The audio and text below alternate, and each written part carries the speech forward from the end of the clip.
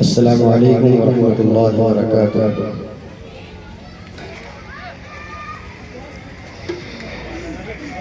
أعوذ بالله من الشيطان الرجيم.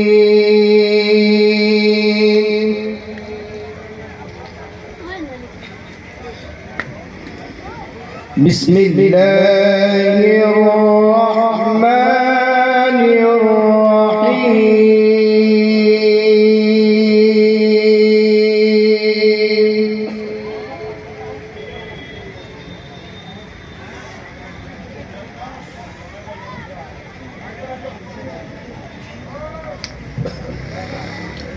الحمد لله الذي وهب لي على الكبر إسماعيل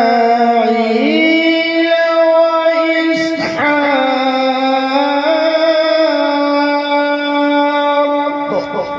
سبحان الله.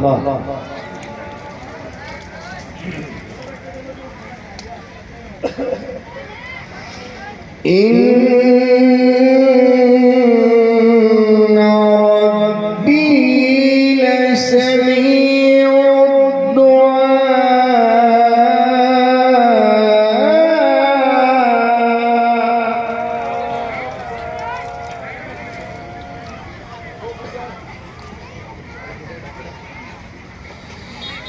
رب اجعلني مقيم الصلاة ومن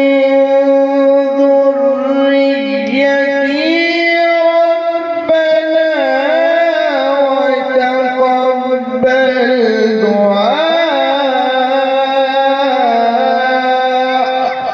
سبحان الله.